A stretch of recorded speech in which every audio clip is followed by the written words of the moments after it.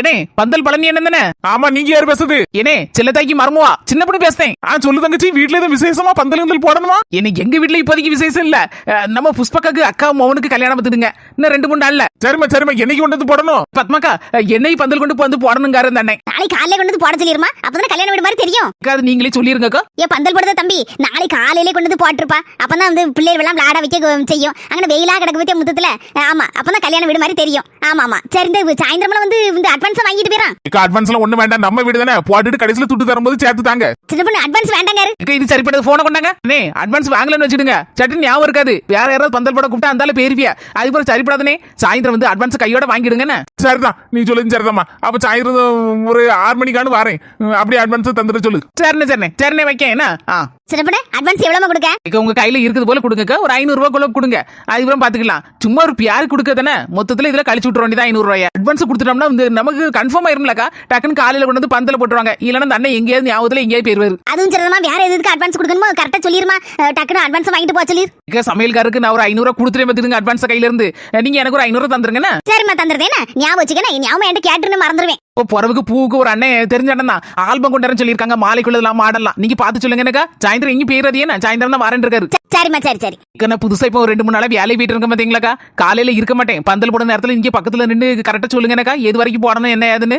வேலைக்கு எப்பமா வருவ நீ? அது 2-3 மணி நேரம் இருந்தாக்கா வேலை இருக்கிறத பொறுத்து. உடனே வந்துடும் பார்த்துடுங்க. சரிம்மா, கல்யாண நேரத்துல வேலைக்கு போறேன் அப்படி சொல்லிட்டு இருக்காதமா. ஒரு 2 நாளா வேலைக்கு லீவ் போடுன. என்னத்தக்க லீவ் போட? நான் தான் 3 மணி நேரம் தானே போறேன். சரி பார்த்து எடுத்து செய்யலாம், ஒன்னும் பிரச்சனை இல்ல. சரி சின்ன பண்ண போயிட்டு வரேன். ரொம்ப நன்றிமா.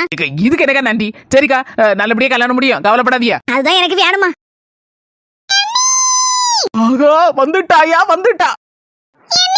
எப்ப பார்த்தாலும் இந்த வீட்டையே நன்னி குட்டி போட்டு போன மாதிரி சுத்தி வாரோம். ஆனா எங்க டூர் கூட்டி போங்க அண்ணி. நான் இது வரைக்கும் கொடைக்கானலுக்கே போனது இல்ல. போயிட்டு வரமா நீ 2 நாள். எனக்கு ஆசையா தான் இருக்கு போறேன்னு. ஆனா ஆபீஸ்ல லீவ் தர மாட்டாங்களே. ஏதாவது ஒரு காரணம் சொல்லி கேட்டு பாருங்க. நீ லீவு கேட்டுருவோம். Sir good morning sir. என் மாமியா கிழவிக்கு கொஞ்சம் உடம்பு சரியில்லை. ஒரு 2 டேஸ் லீவ் கொடுத்தா கொஞ்சம் நல்லா இருக்கும் சார். என்ன சார் சொல்லுதிய? பாருங்க சார், ஒரு நிமிஷம் போன வைங்க, நான் இப்ப வரேன். லீவ் கிடைக்கலையோ? ஏன் வாய் பிளந்துட்டு இருக்கியா? அது என்கிட்ட வா. 2 நாள் என்ன 2 வாரம் லீவ் கிடைக்க போகுது. இப்போ என்ஜாய் கொடைக்கானல். எப்படி அண்ணி? இப்ப பாரு. ஏதே கொஞ்சம் மாமியா கிழவி தலைக்கு மேல உட்கார்ந்துரும். ஏதே கொஞ்ச நேரம் பாருங்க. பரவாயில்ல, நல்லா ஜாலியா இருக்கு படுக்கிறதுக்கு. அப்படிக்கு சோறு ஹோட்டல்ல தான வாங்கிட்டீங்க. ஆமத்தே, அது இருக்கட்டும். முதல்ல நீங்க ஒரு சோகமா இருக்க மாதிரி அப்படி மூஞ்ச வைங்க. எதுக்கு பரவாயில்ல? அப்பதான் இன்னைக்கு மட்டன் பிரியாணி கிடைக்கும். இந்த பாலை லேச குடிச்ச மாதிரியும் குடிக்காத மாதிரி அப்படியே பாவலா காட்டுங்க பாப்போம். உனக்கு கொடைக்கானல் போனமா போவேண்டமா? மாமியா கிழவி 1 2 3 பாருங்க சார். என் மாமியா கிழவியா போன் போட்டு சொன்னதுக்கு நீங்க நம்ப மாட்டேன்னு சொன்னீங்களா? வீடியோ கால் போட்டிருக்கேன், நல்லா பாருங்க சார். என் மாமியா கிழவி கையும் காலும் பறக்க போட்டாச்சு. பால் வேற ஊத்திக்கிட்டே இருக்கும். ஒன்னும் இறங்கின பாடில்ல சார். இன்னைக்கோ நாளைக்கோ இழுத்துட்டு கிடக்கு. மேல் மூச்சு கீழ் மூச்சு வாங்குது. அநேகமா இன்னைக்கு. அதனால சார் நான் உங்ககிட்ட 2 நாள் லீவு கட்டேன். என்ன மர்மலன்னு கிடக்கியா? நல்ல சொகுசா படுத்திருக்கீங்களே, அதான் சீன் முடிச்சு போச்சுல. எந்திரிங்க முதல்ல. அது இன்னும் என்ன வாய் பழந்துட்டு இருக்க? சீக்கிரம் போய் துணிமணி எல்லாம் எடுத்து பேக் பண்ணு. மாமியா கிழவி 2 இல்ல 2 வாரம் லீவு கட்டிருக்கேன். அப்படியே கொடைக்கானல் ஊட்டின்னு ஒரு ரவுண்ட் விட்டுட்டு வரோம். மாமியா கிழவி ஹோட்டல் சாப்பாடுல நமக்கு சரிப்படாது. அண்டா நிறைய புளிச்சோரை கிண்டி கொண்டு போய் வேண்டியதான். புளி வர இல்ல, புளி வாங்கிட்டு வாடியறேன். புளியா வாங்க போற புளி.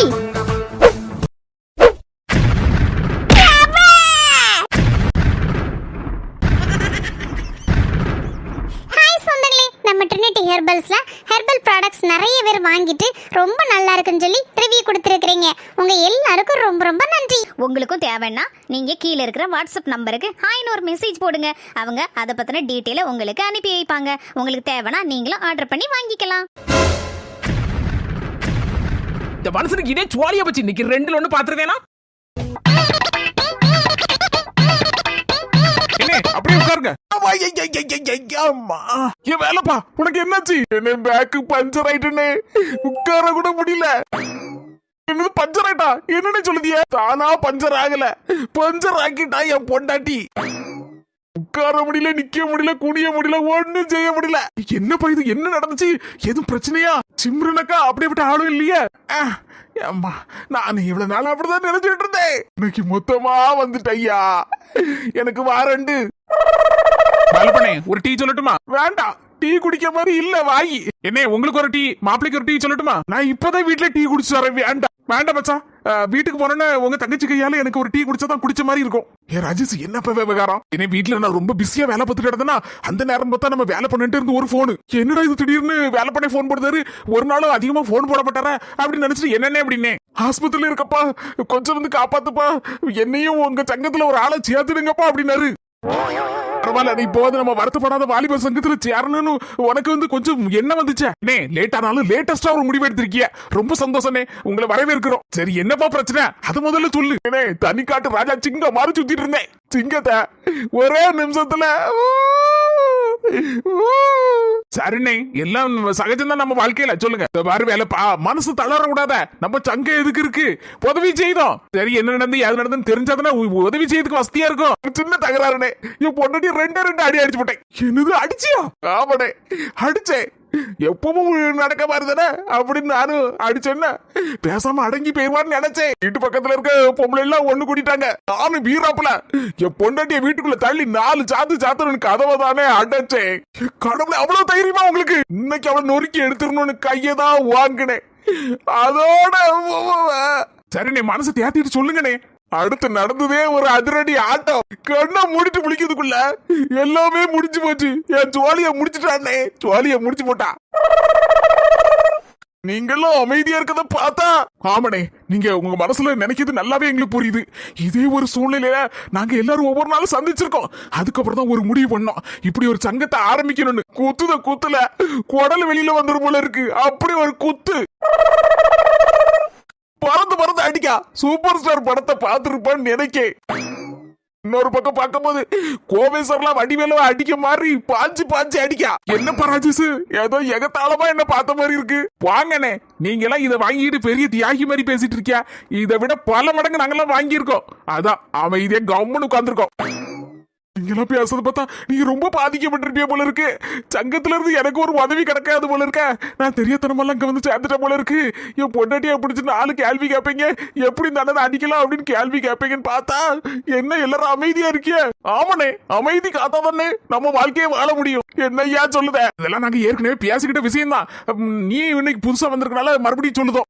உங்களோட நான் சின்ன வயசு தான், ஆனா ஒன்னே ஒண்ணு சொல்லுதேன், அடிச்சாதான் ஆம்பளை அப்படிங்கிற மாதிரி எல்லாம் நீங்க நினைக்க கூடாது. இவ்வளவு நாள் நீங்க அப்படிதான் நினைச்சிட்டு இருந்திருப்பேன்னு நினைக்க. ஆம்பளைன்னா அடிக்கணும், பொம்பளைன்னா அடி வாங்கணும் தான் இவ்வளவு நாளும் நடந்துட்டு இருந்துச்சு என் வாழ்க்கையில.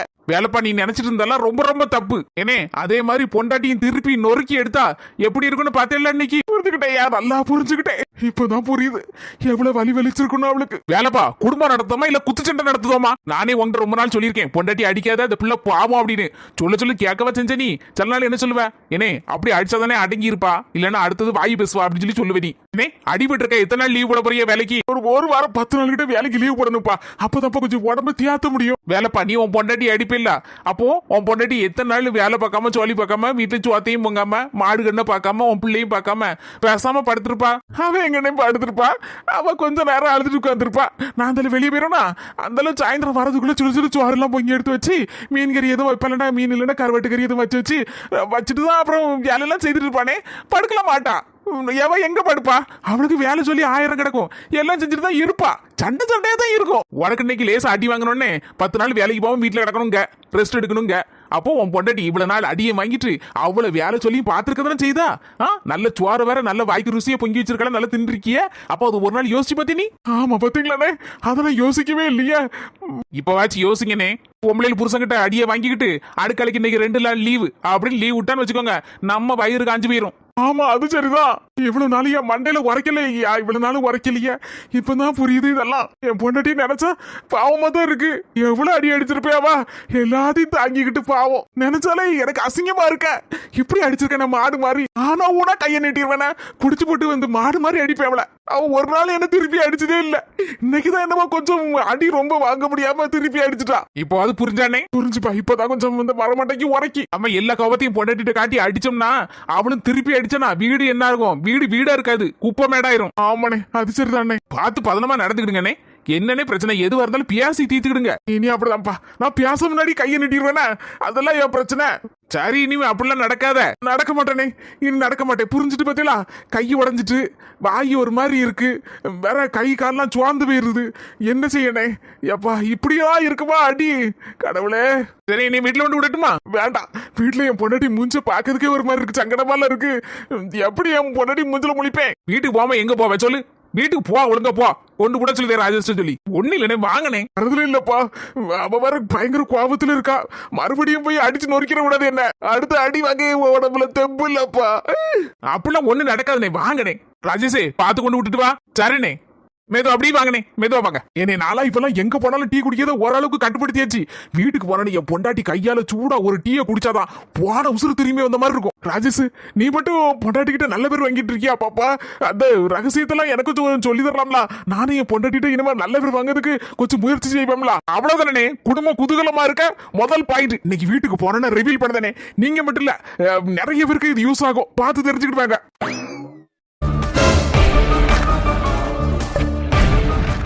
மாமா, தயவு செய்து நல்லா இருப்பிய, எங்களை விட்டுருங்க. ஐயோ மாமா, கையை கீழே போடுங்க. என்ன வார்த்தை பேசுதிய? நானும் என் பிள்ளையும் உங்களுக்கு என்ன செஞ்சோம் சொல்லுங்க. ஏன் எங்களை இப்படி துரத்தி வாரிய? நாங்க எங்க போக்கல, ஏதோ ஒரு குடிசைல கஞ்ச கூழ குடிச்சிட்டு நிம்மதியா இருந்துட்டு இருக்கோம். அது உங்களுக்கு பொறுக்கலையா? இன்னும் மாமா பெரிய பெரிய வார்த்தையெல்லாம் பேசுறீங்க. உங்களை தொந்தரவு பண்ணதுக்கோ கஷ்டப்படுத்ததுக்கோ நாங்க வரல. உங்களுக்குள்ள என்னதான் பிரச்சனை? ஏன்டையாவது கொஞ்சம் சொல்லக்கூடாதா? அப்படியே சொல்லட்டாலும் பரவாயில்ல. சரி விடுங்க, அதெல்லாம் மறந்துருங்க. பழசெல்லாம் மறந்துருங்க. தம்பி, என்ன சொல்ல யாது சொல்ல எனக்கு ஒன்றும் புரியல. ஆனா ஒன்னே ஒண்ணு சொல்லுதேன், என்னையும் என் மோவளையும் தொந்தரவு பண்ணாதீங்க. நல்லா இருப்பிய மாமா.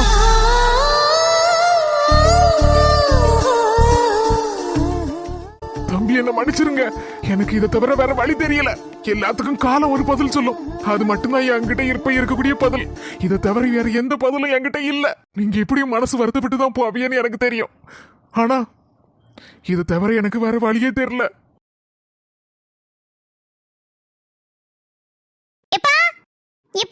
என்னப்பா இங்கே உட்காந்துட்டீங்க? ஏன் ஒரு மாதிரி இருக்கீங்க? நான் பின்னால நின்னுட்டு இருந்தேன், என்ன கூப்பிட வேண்டியதுதானே? ஒண்ணு இல்லம்மா, வேலை பார்த்துட்டு இருந்தேனா கொஞ்சம் அசதியா இருக்கு. வயசாயிட்டலா. சொல்ல கேட்கவே மாட்டேங்கிறீங்க. இப்பதான் நான் வேலைக்கு போய் சம்பாதிக்க ஆரம்பிச்சிடலாப்பா.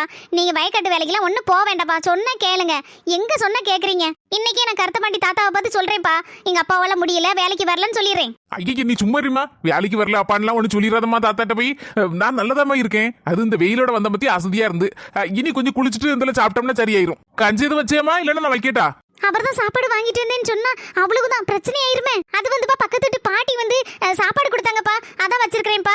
நீங்க வந்து சாப்பிடுங்க, குளிச்சுட்டு வாங்க. அப்படியாமா, ரொம்ப சந்தோஷம். கிராமம்னா இப்படிதான். ஒரு ஆளுக்கு உடம்பு சரியில்லைன்னா பக்கத்து வீட்டு ஆள்கள் ஓடி வந்து என்ன ஏதுன்னு கேட்கும். இது டவுனா இருந்தா பக்கத்து வீட்டுல இருக்க ஆள்கள் யாருன்னே தெரியாது, கதவையும் பூட்டிட்டு திறக்கவும் மாட்டாவோ.